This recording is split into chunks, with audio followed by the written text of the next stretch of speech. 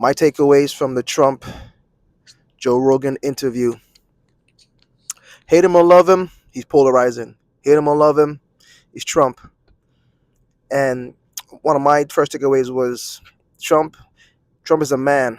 I know some people are like, like, duh. No, Trump is a man.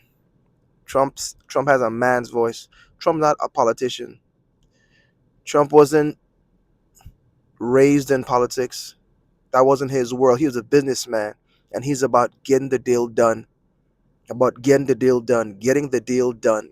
And most of us, including myself, we don't know about that world, about getting the deal done for the better of a business or better for the name, whatever you're doing. And he has a man's voice. I believe that's why so much men are resonating with him, and even women, and even younger people too. The older people, not so much. I'm seeing that they may be stuck in the old model, or maybe some of them just don't like the way he sounds.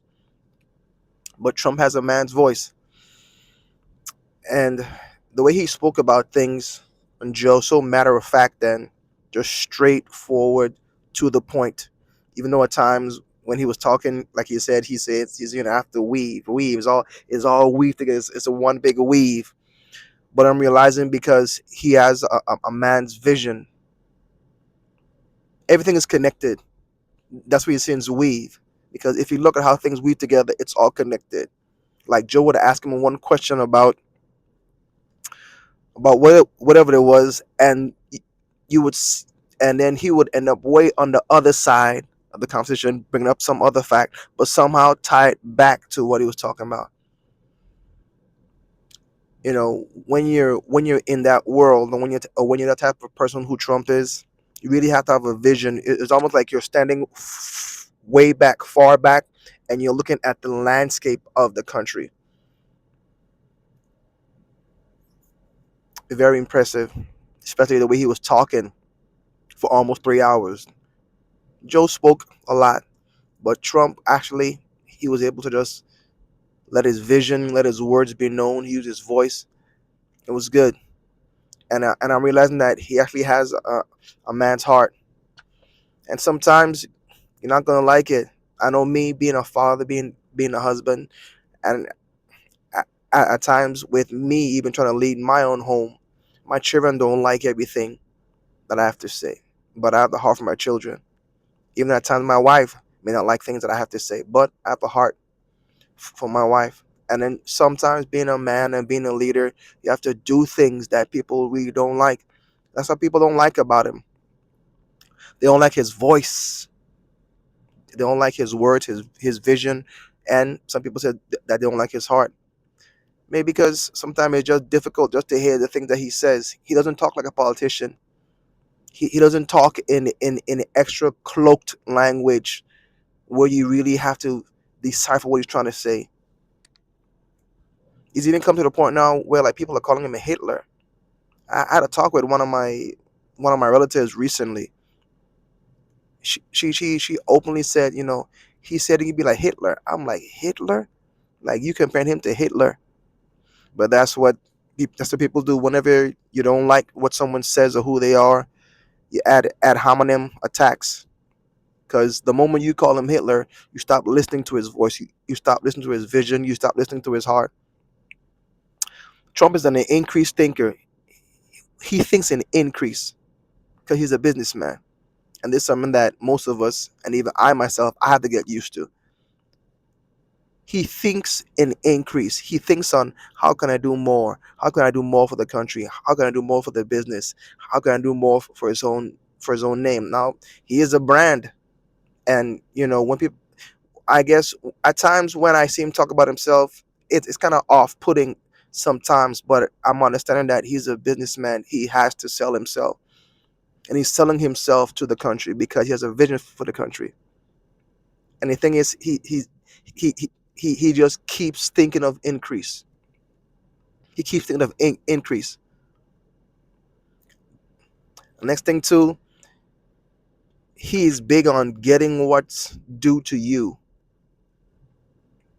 and it's reassuring to see a candidate who's actually warn America get what's due to them. He's talking about tariffs. He's talking about other countries holding on them because the NATO, and he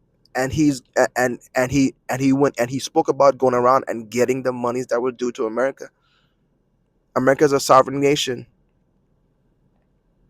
We want our sovereignty. We want borders. And if you don't want borders, you're a hypocrite. If you don't want borders, why don't you take the door off your house and let anyone come into your house? If you so love open borders. And also, he's just obsessed with the outcome. He wants to win because he's a winner. He wants to win. And I can't be mad at that. And for him, he actually said what his outcome was from the first term: make America great again. And now he's even teamed up with who, RFK Jr. He's talking about making America healthy again. Can't be mad at that. Him and Joe were talking about some of the issues within our country. Like we're just not healthy.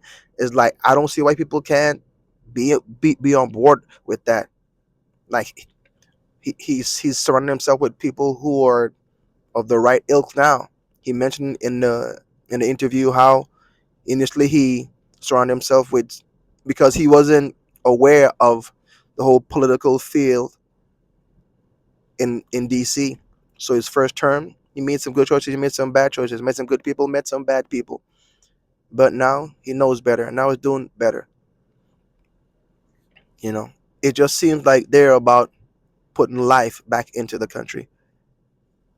And I remember when Joe didn't even want to interview Trump.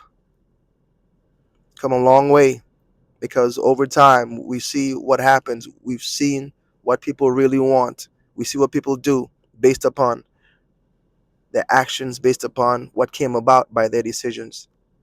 Hate him or love him, you gotta respect the man. So I enjoyed the interview.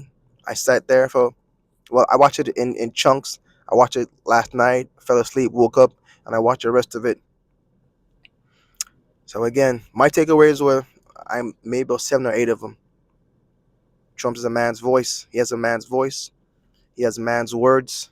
He has a man's heart. And right now, there's an attack on men. That's just me personally. There's an attack on men. I don't know why it's like this, but we have to kind of rise up again. And he's an increased thinker. He thinks in increase. He wants more for the country. That's why it's make America great again.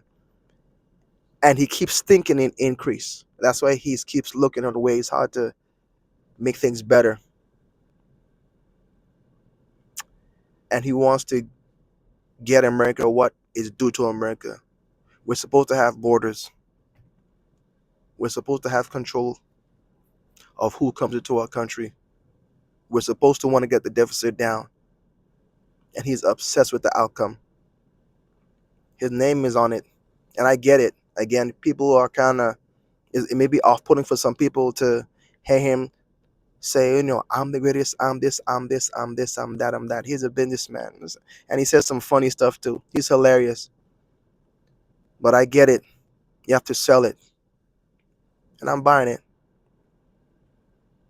I'm not a Republican. I'm not a Democrat. I'm a registered independent. But even but even more important than that, right now, I'm in America. And if you can't put America first, I'm not sure what to tell you. I'm not sure.